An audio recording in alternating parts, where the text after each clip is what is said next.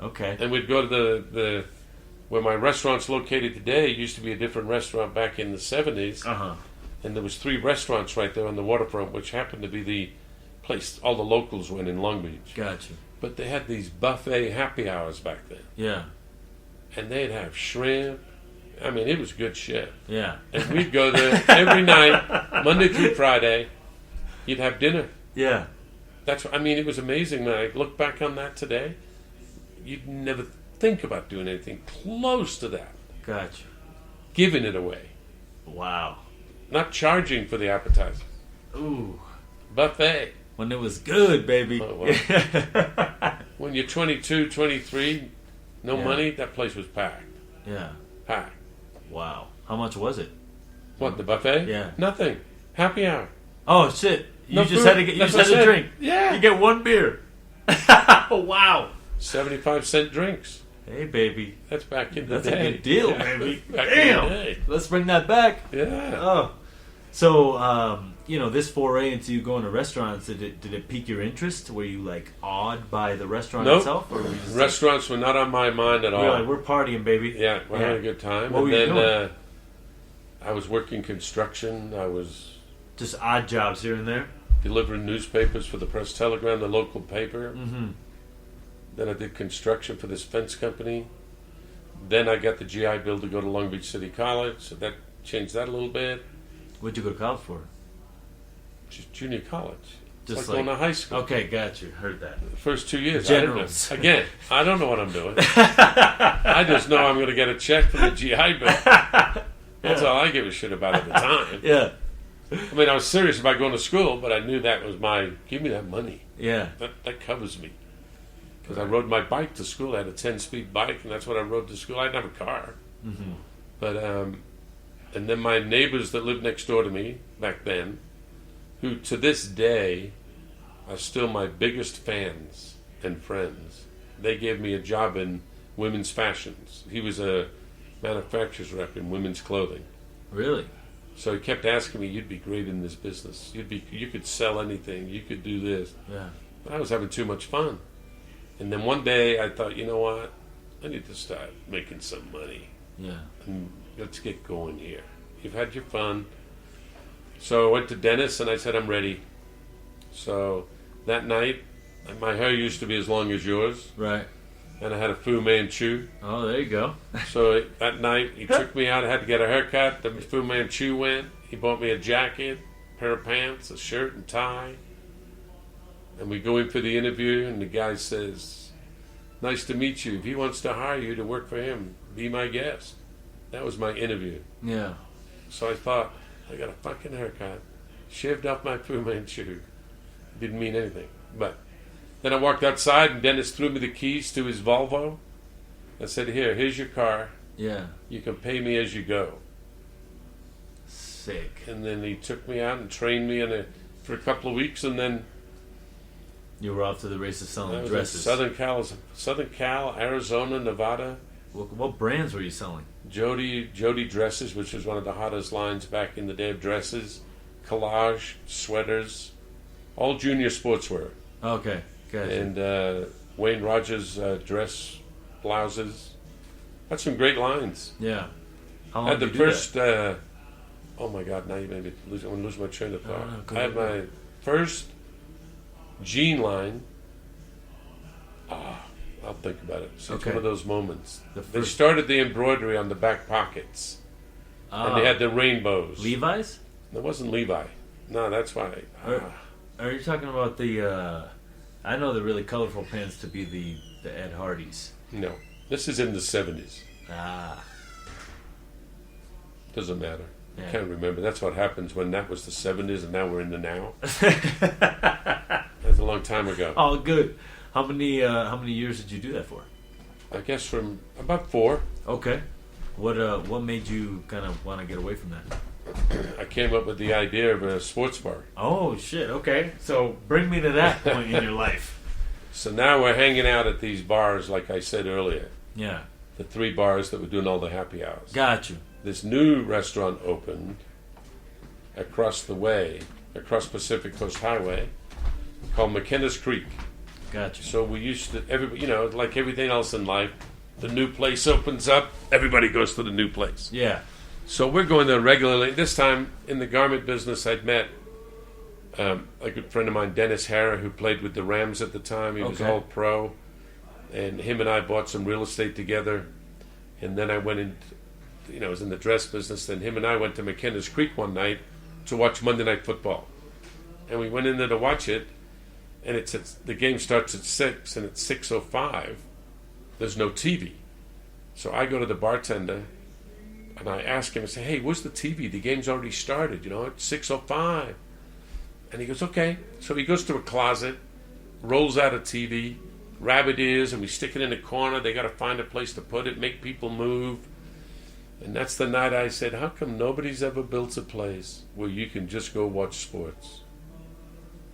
So Dennis and I ran with the idea. 9 months later, in December of '79, I opened Legends Restaurant.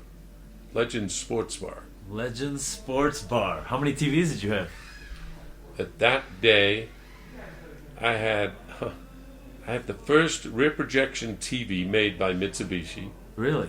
Special made for that restaurant? No. It was used for,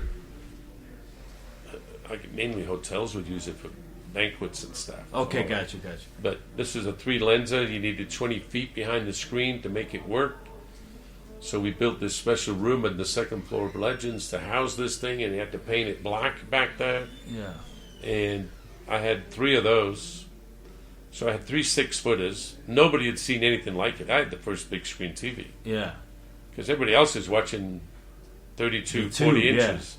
Yeah. And they weren't of the greatest quality. They were good quality, but not great quality. Gotcha. And then I had a ticker tape, just like the stock brokerage deal, that brought across instant results of sports, of horse racing, anything that was going on that day, my ticker tape. And it would click. You'd hear it clicking as the thumb do. And all the bookies used to hang out there because the results would come in. And we had a phone bank in the back. They'd be using the phone. I remember the Vice came in in the early days, said, you need to take those phones out. You're getting too many bookies in here. Yeah. So this was, yeah. But I opened Legends in December of '79. And your first foray into opening a restaurant, you have no idea what, basically. No. You've never just done it like before. pretty much everything I've done in my life, I'm great at winging things. Yeah. And it was just, I did a lot of research going in there, looking at others, but I went to enough restaurants where I'd met the owners and I knew people, so I started asking questions. Got you. And I was always an organizer. I was always somebody that would organize to do things and put things together. And so this just, I think if I'd have looked at it the right way, I would never have done it. It would have scared the hell out of me. Yeah.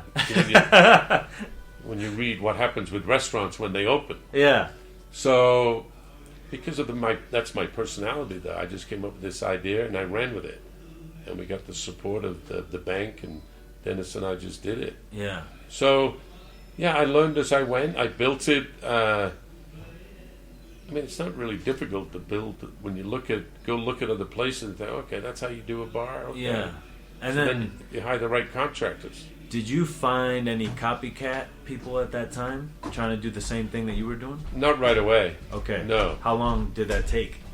Good night, guys. Y'all enjoy. Good night, brother. Good night. Y'all are welcome to come in and use the bathroom if you have to. Thank you, honey. Thank you, honey. So what did you just say before I got over here? Shit, man. We just smoked that joint over here. We're forgetting shit. We were talking about the sports bar. Yeah.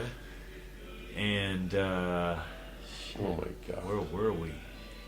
Bro, this is bad. It's some I'm sure you can shit. pick it back up. This is some strong shit. Yeah, we can pick it back up here. So, you're at the restaurant, you open it. You were talking about you learning the restaurant and kind of winging things. Yeah. And It was just, I did some research because even the city, even back then, and trying to open a restaurant, you learn opening a business is a pain in the ass. Yeah. The government gets involved. They just fuck you around like there's no tomorrow. Gotcha. So they put some limitations on me and made me do things that I really they made me do, like, I had to do an oyster bar. Don't ask me why.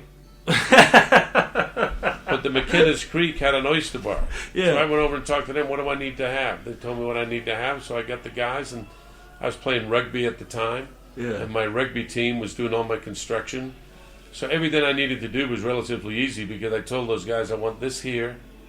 And then I'd go to antique stores and I bought all this antique wood that came from English churches, all from England. Old, Gotcha. beautiful wood. Church pews that I used as a drink rail and real beautiful back bar, all made out of church wood. So molding. you had a flair for this design. Yeah, it was all red brick, old used red brick, Yeah. and all this beautiful wood from England. So it kind of fit for me. Yeah. You And had then- a place that you liked to be at. Yeah. Then I had these 6-foot mirrors as the back bar and all the. And what I did when I came up with the name Legends, I went out. I also knew that Long Beach was famous for sports, so I made it Legends of Long Beach, and I had all my 11 by 14 pictures that I'd done a lot of research with the Helms Foundation that even today has a foundation and involved with the Olympics Committee of LA. Gotcha.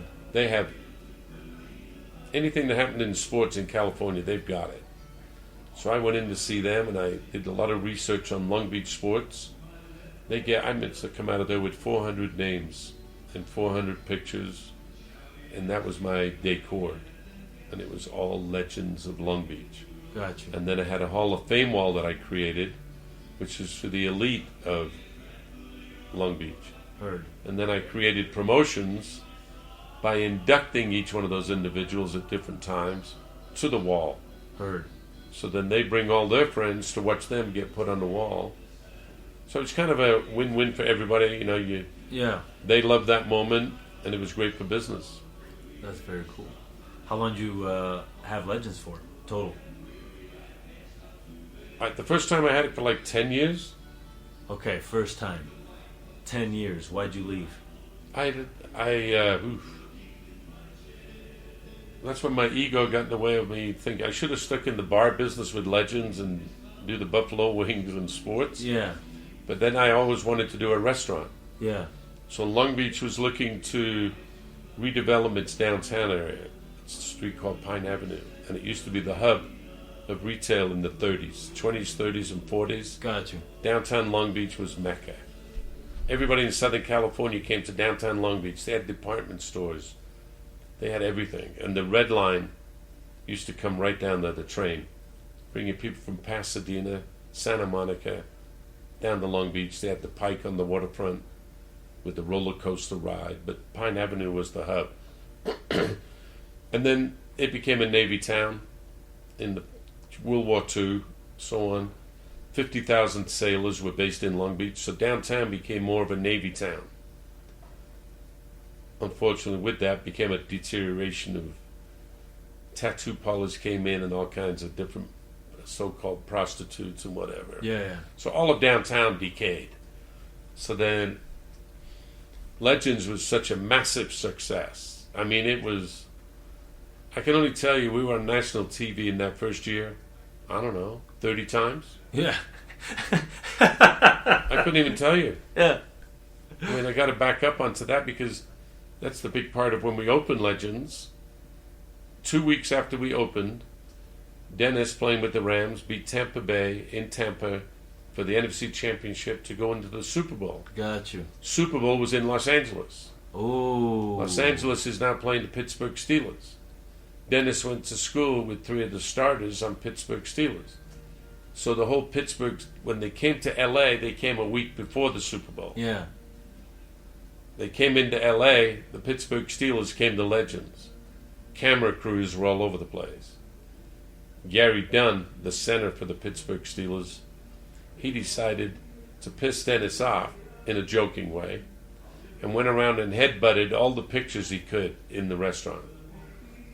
Back then, mistake number 1, I made it was glass instead of plexiglass. Oh. So he busted every one of them, plus his head was fucking bleeding. Yeah. So, But I flash back on that night. It was just it's crazy. But anyway, Wow. so that.